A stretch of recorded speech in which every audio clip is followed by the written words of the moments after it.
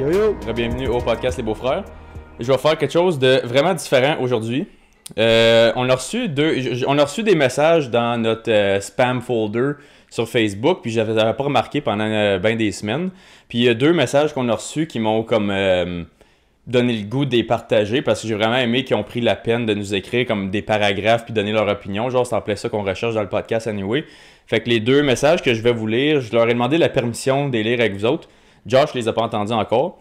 J'ai lu ça en fin de semaine. Fait que c'est 2 beaux messages. Le premier vient de Christine. Elle m'a donné la permission de donner son nom. Elle dit « Salut les gars, je vous ai découvert en fin de semaine et j'adore vous écouter. J'aime aussi votre concept de discuter d'un sujet X après une histoire de crime. À date, c'est super intéressant. Et c'est bien d'avoir un podcast de true crime avec 2 gars. Ça fait différent des duos de filles typiques. Et vous avez un cute accent de gars qui semble être de l'Est ontarien. J'ai un cousin qui reste à Clarence Creek et j'ai pensé 2 secondes que c'était lui dans un podcast. » Fait que là, j'étais comme... Il est pas mal proche, peut-être. Ouais, puis quand j'y ai répondu, j'ai dit « Chris, t'es bonne à avoir spoté ça pareil. » Je suis comme, moi, je viens de comme 5 minutes de Clarence, so j'étais comme ça, c'était pas mal sa couche. Damn. Là, elle dit « Là, je viens de terminer l'épisode des 3 petites filles dans un camp de jour. » Ça, c'était un de nos premiers, je pense. C'est Girl Scouts, Oui, ouais. Oklahoma Girl Scouts. Oklahoma Girl Scouts Murders. Ouais. Fait qu'elle dit « Je viens de terminer cet épisode-là. J'avais entendu cette histoire et je la trouve absolument épouvantable. Je suis d'accord pour dire qu'un pédophile, c'est un malade.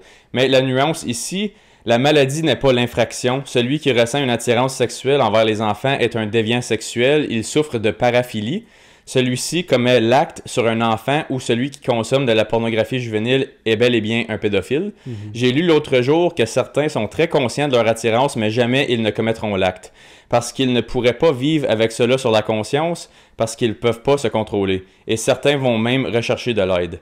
Puis là, ça dit, entre parenthèses, « Before you act », des paroles sages du docteur Christian Joyal. Bonne semaine, les boys.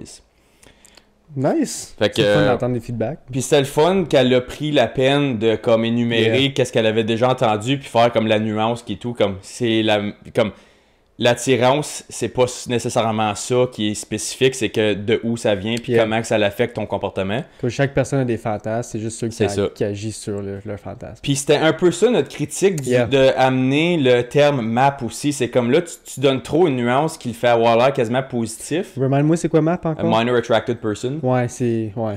C'est comme là, on dirait qu'il y a du monde qui, ben là, vu que ça a un diagnostic précis, puis ça se donne un terme assez comme neutre, qui est moins... Là, on a une association négative à pédophile, fait que là, si on dit map au lieu, ben là, peut-être qu'il y a du monde qui vont le voir d'une différente façon, puis c'est-tu si pire que ça de bord? Fait que c'est pour ça, des fois, avoir des... Ça minimalise le problème. C'est ça, fait que... Faut pas que ça... Moi, je trouve que faut pas faire ça. Là. Exactement, fait que très d'accord avec toi, Christine, pour la nuance, puis merci de nous avoir écrit. Tu peux nous écrire n'importe quelle opinion comme que je t'ai répondu. Belle fun d'entendre ça. 100%. Ouais. Fait que le deuxième message qui a standé out vient d'Amélie. Elle dit « Bonjour les gars, je viens de découvrir votre podcast. Ça fait tellement beau. Il fait tellement beau que je me sentais mal de repasser une journée à l'intérieur pour lire. Du coup, pendant que mon podomètre et mes écouteurs chargeaient, je cherchais un podcast à écouter durant ma marche. Je déteste marcher en ville car je trouve ça m'aide pas à évacuer le stress que je produis trop par moi-même. En forêt, c'est tellement mieux, haha. En tout cas, cela m'a permis de tomber sur vous. J'ai marché 1h30 avec vous dans mes oreilles et j'ai adoré. Je crois pas vraiment aux coïncidences, mais c'est drôle que je vous entende dire que si on s'aime pas, que ce soit nous qui devons changer pour nous-mêmes.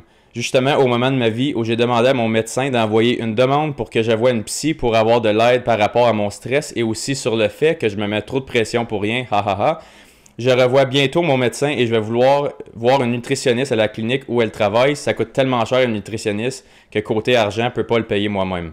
Tout ça pour dire que vous avez oublié de dire qu'il ne faut pas avoir peur ni honte de demander de l'aide. J'avais longtemps honte de demander de l'aide professionnelle, car pour la société, c'est vu comme une faiblesse, mais ça ne l'est vraiment pas. En tout cas, continuez comme ça, j'adore vous écouter, même si je viens de commencer. Nice, c'est bon ça. Puis elle a totalement raison. Ouais. Il ne faut pas avoir peur d'aller chercher de l'aide.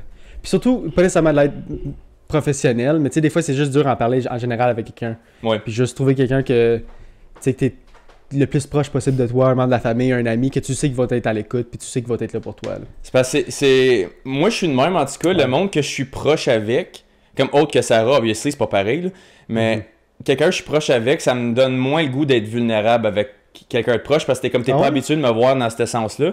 Comme je suis déjà quelqu'un super ouvert, comme je dis déjà ce que je pense naturellement. Ouais, mais ouvert à tes sentiments, c'est différent que ouvert. C'est ça, mais là, mettons dire comme je vais pas bien, je me sens pas bien dans ma peau, aussi pis ça. c'est comme dans un sentiment de vulnérabilité, c'est là des fois que ça peut paraître comme une faiblesse, mais ça paraît comme une faiblesse si tu y crois que c'est une faiblesse, right? Yeah. Si t'es comme prêt à juste être ouvert puis juste dire comme fuck it, ça va faire du bien de le sortir, il y a aucune honte à le faire, mais te rendre vulnérable, c'est la seule manière de sortir de ton inconfort, right? Yeah. C'est comme cette quote-là, elle sort tout le temps, là, c'est la quote de Einstein qui dit faire la même chose over and over puis expecter des différents résultats, c'est là que tu deviens fou. Ouais.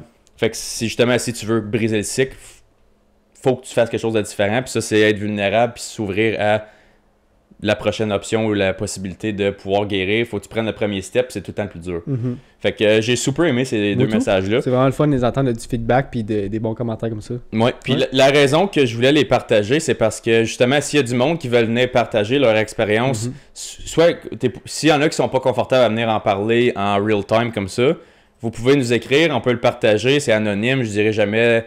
Si vous voulez qu'on dise votre nom, on va le dire, mais si jamais vous voulez que ça reste anonyme, on va laisser ça anonyme, pas de trouble. Exactement. Fait que moi, j'ai super apprécié ça. C'est pour ça que j'ai pris la peine de le faire dans l'intro aujourd'hui. Fait que c'est là, justement, que vient l'aide de, justement, quand vous payez subscribe puis like puis tout ça, ça donne l'opportunité à des gens comme ça de voir ce contenu-là, relater avec, puis nous envoyer ces messages-là. C'est super comme... C'est exactement ça qu'on recherche. Fait que... on va garder ça là-dessus. Fait que écrivez-nous. Partagez vos opinions, vos commentaires, même si vous n'êtes pas d'accord avec nous. Mais spécialement si vous n'êtes pas d'accord avec nous autres. Dites-nous. Nous autres, on aime ça pas comme avoir des commentaires négatifs nécessairement, mais juste avoir du feedback de comme des différentes manières de penser ou des opinions différentes. Comme nous autres, comme on dit souvent, nos opinions, comme tout le monde a le droit à leurs opinions. Puis c'est juste la façon que tu les délivres puis la façon que tu le dis, c'est tout dans le respect. Puis c'est ça qu'on veut. C'est ça qu'on veut. On veut pas des batailles, mais des... Mais du back and forth. Back and forth, ouais. C'est parce que s'il n'y a pas de tension jamais, c'est juste comme si tout le monde est d'accord avec tout, ben il y en a un qui les conversations sont plates. Ben pas juste ça, c'est que les conversations deviennent plates aussi. Si tout le monde agree sur la même chose, c'est... Mais il y a une affaire qu'ils disent, c'est... si t'es vraiment influencé par quelqu'un, mettons t'idolises quelqu'un ou t'écoutes un humoriste, un podcaster, un philosophe, peu importe, t'es vraiment stické sur un train de pensée, si tu veux voir si t'es manipulable ou non, demande-toi la question, c'est quand la dernière fois que tu étais en désaccord avec cette personne-là?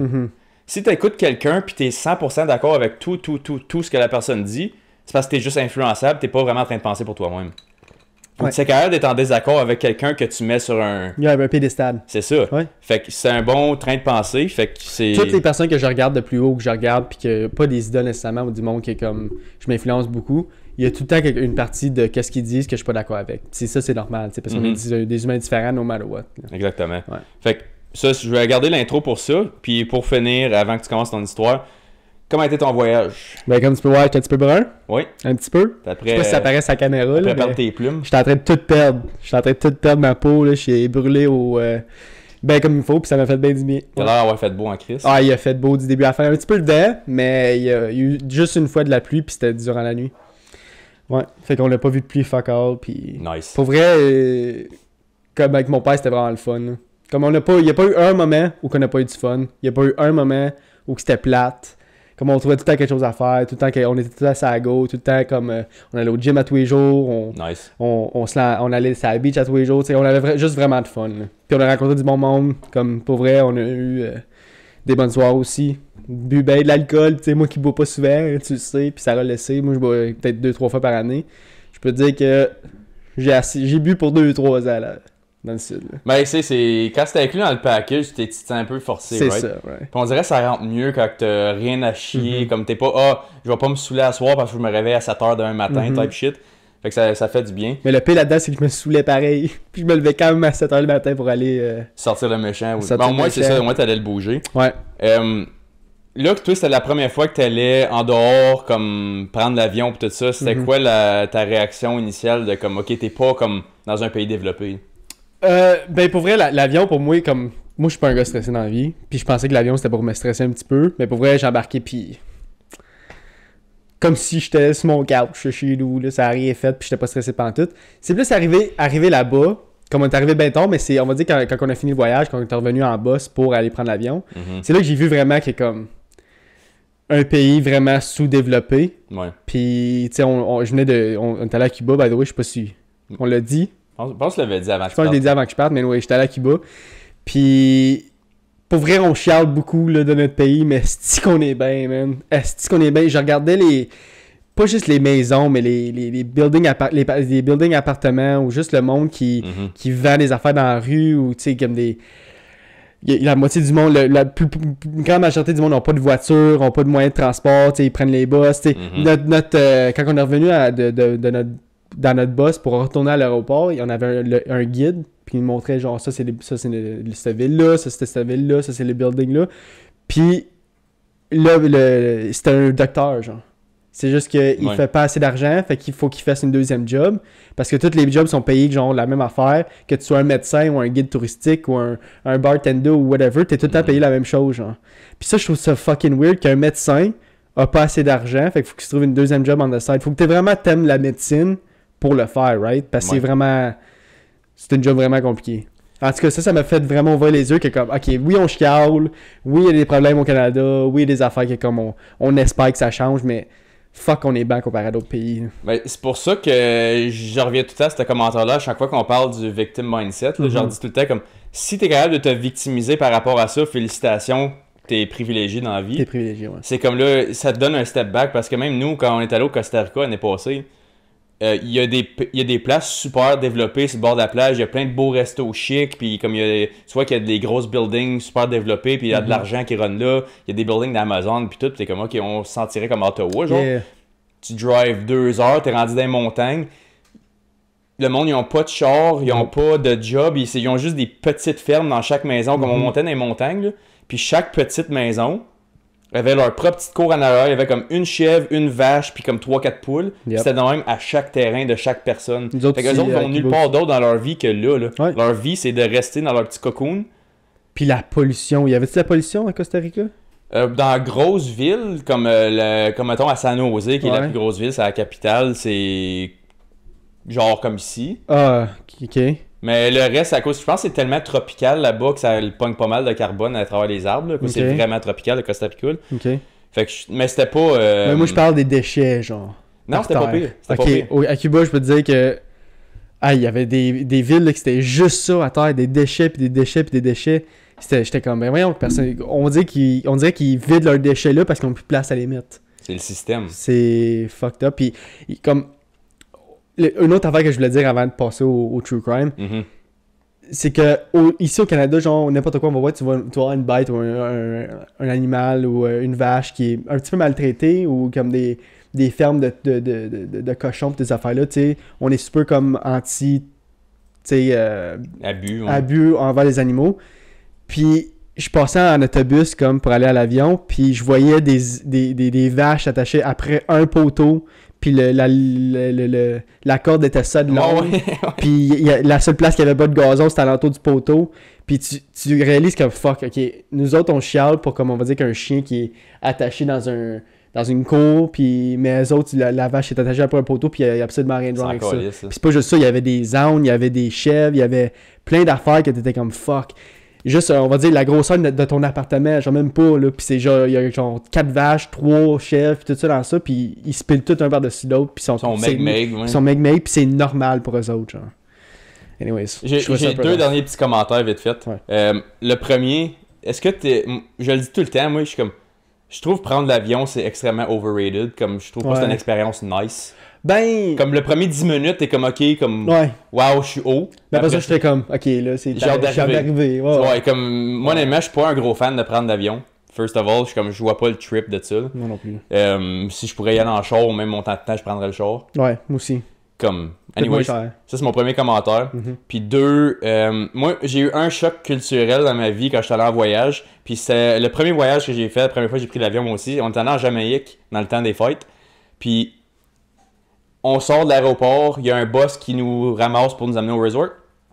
On est assis dans le boss, voilà, on se promène. C'est tout comme on se promène dans les banlieues, puis il n'y a rien, là, c'est juste des arbres et des champs.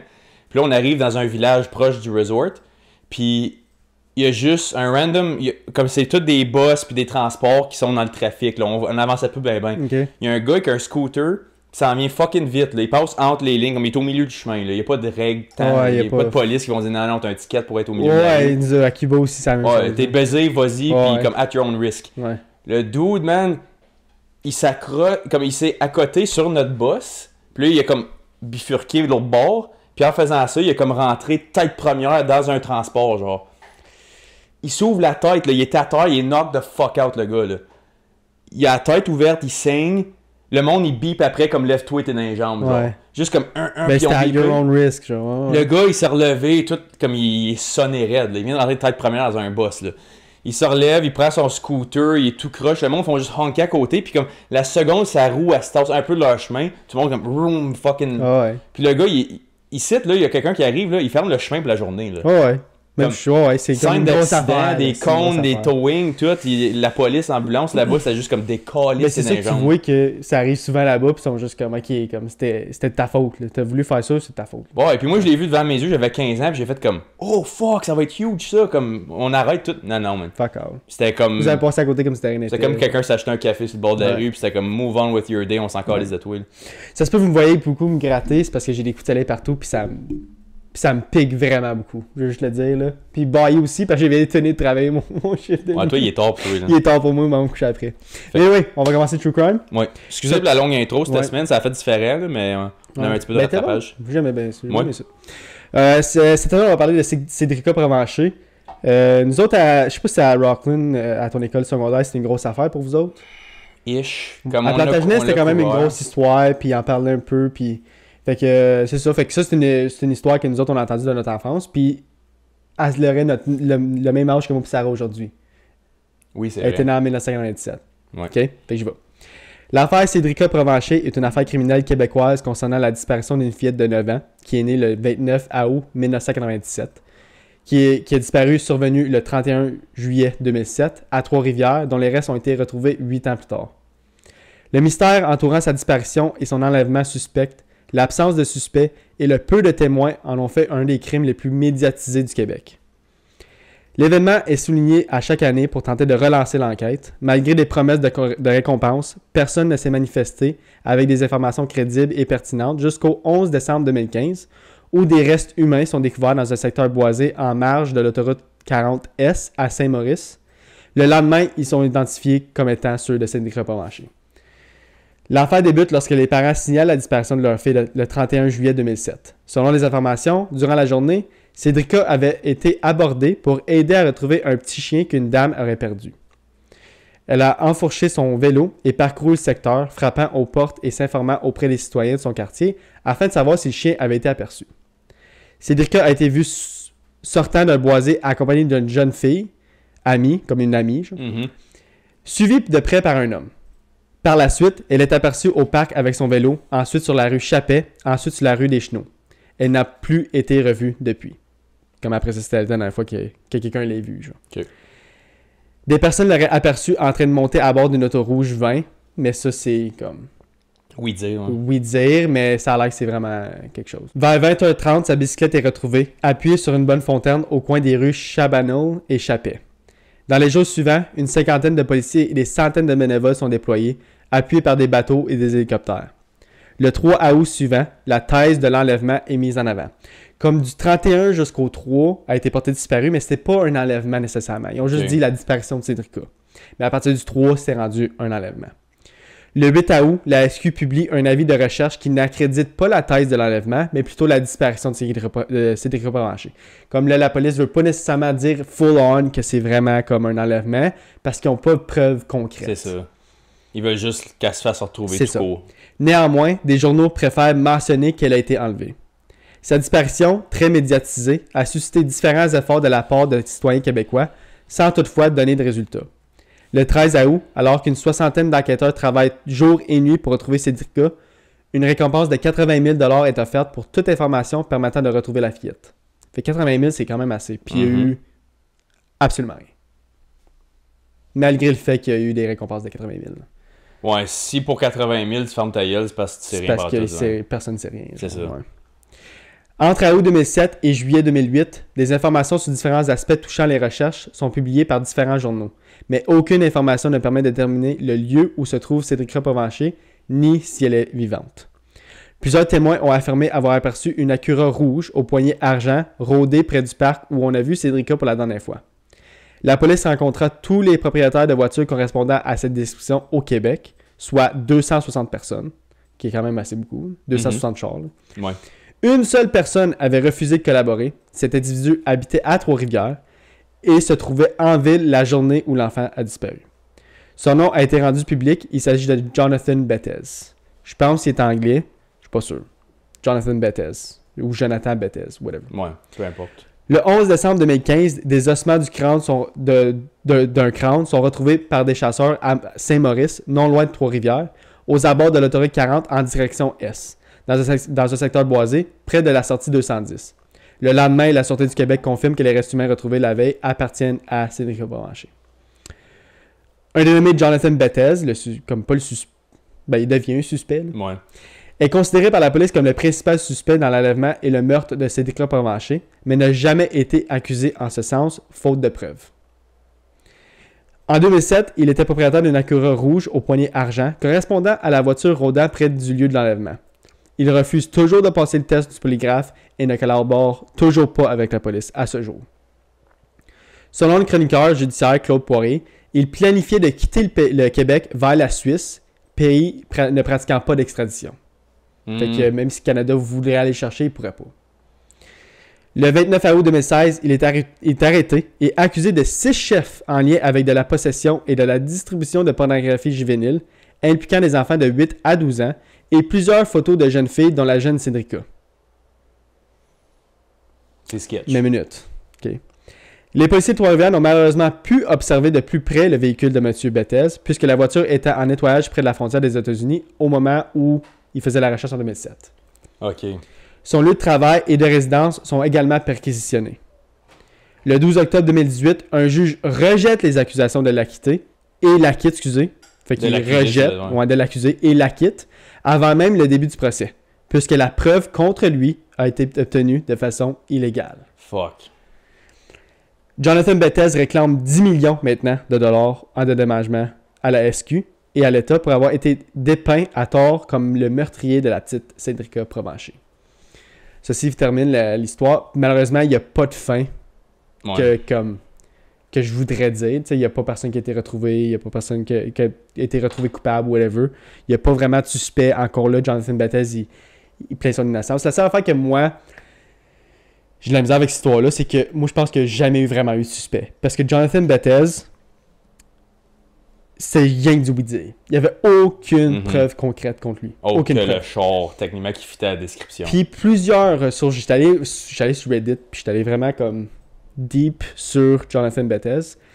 Puis il y a plusieurs histoires qui disent que toutes les affaires, comme les 6 à 8 chefs d'accusation qui étaient retrouvés contre lui pour avoir c'était tout faux. C'était tout fabriqué par la police pour trouver quelqu'un pour le meurtre, genre, de Cédrica. C'était juste pour trouver quelqu'un, c'était comme un tunnel vision, genre. Malgré le fait que comme il y avait absolument rien, ils sont focus juste sur lui, puis il a dit « Ok, non, on a trouvé notre gars, c'est lui, c'est à 100%. » Malgré le fait qu'il n'y avait pas vraiment de preuves concrètes. Fait que je pense, pas nécessairement, comme garde, je sais pas s'il l'a fait ou il l'a pas fait, je sais pas. Je sais pas si c'est lui ou quelqu'un d'autre.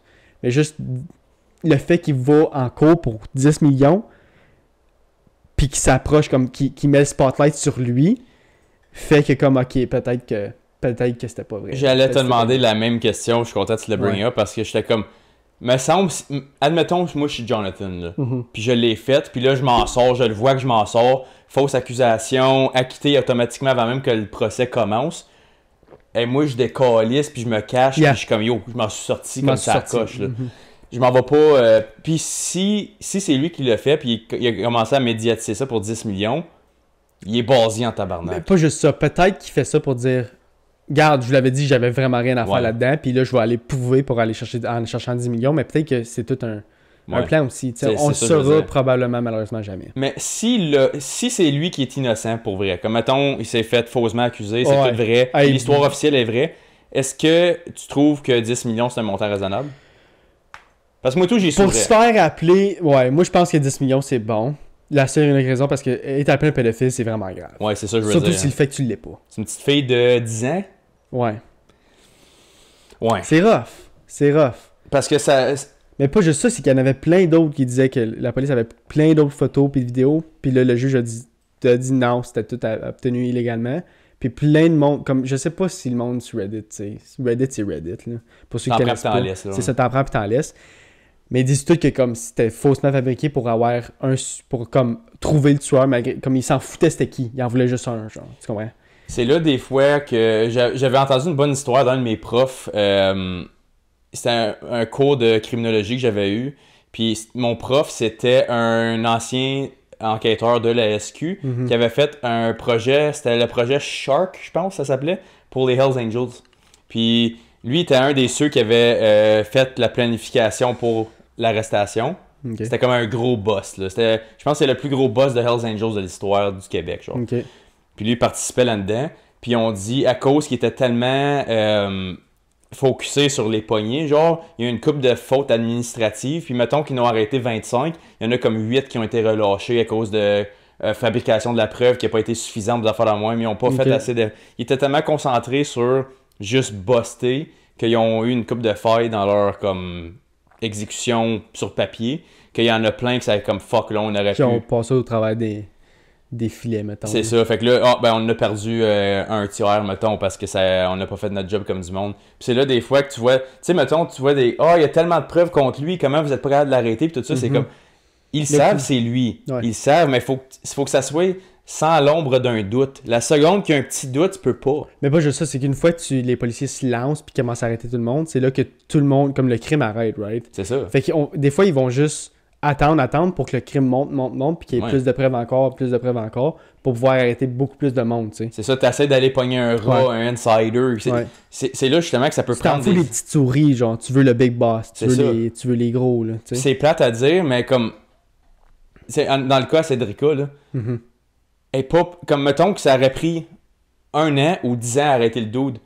Elle est pas plus en vie. Je sais que c'est plate pour la famille de la victime puis tout ça parce que tu veux griever le plus vite possible puis tu veux que la justice soit servie. Je comprends ça. Mais l'autre côté de la médaille, admettons que c'est vraiment Jonathan qui l'a fait. Juste pour faire l'argument. Si c'est lui qui l'a fait, là, puis on fucké up parce qu'il était tellement pressé à l'arrêter, ça soque encore plus parce que tu peux pas être... s'il n'y a pas de nouvelles preuves, ils peuvent jamais le réaccuser pour le même crime. Ouais. C'est le même que ça marche au Canada.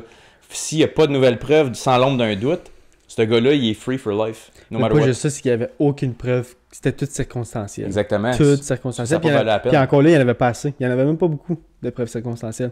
C'est juste qu'il y avait un char pareil qui était là au moment de l'enlèvement, qui était juste à Trois-Rivières. Mais tu sais combien de monde qu'il y a à Trois-Rivières? C'est une grosse ville. Ouais, c'est une des plus grosses villes au Québec. C'est ça. Mais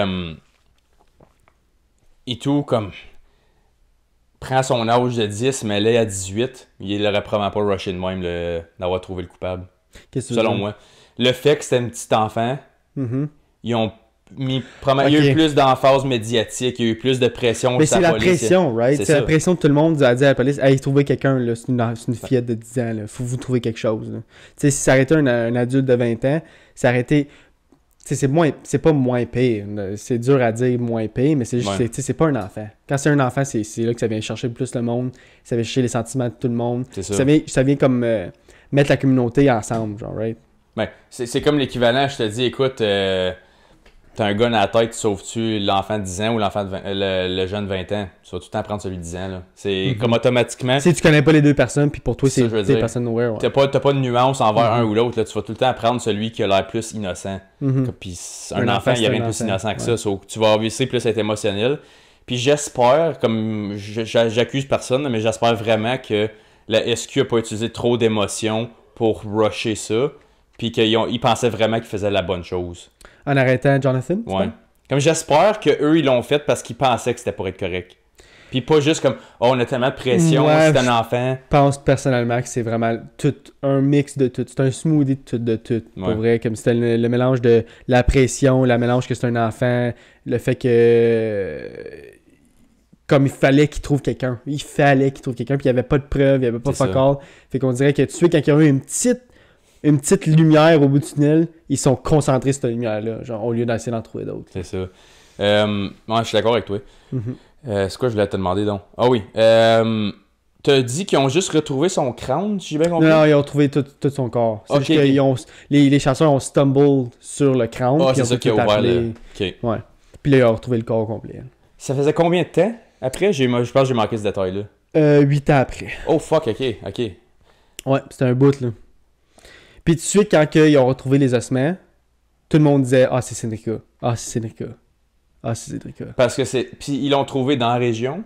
Ouais. Ben, c'est à C'est à Saint-Maurice, Saint-Maurice. c'est dit? C'est Saint-Maurice. proche de Trois-Rivières, ouais. Ouais, je sais pas c'est où exactement. Ok, C'est la même, c'est ça prend la même proche, autoroute pour y aller, genre. ben, si tu vois un squelette d'enfant, j'aurais probablement pensé à la même chose, C'est surtout ça. que c'était le cas le plus médiatisé. C'est Parce que moi, je connaissais pas tous les détails de l'histoire. Je savais qu'il avait retrouvé le...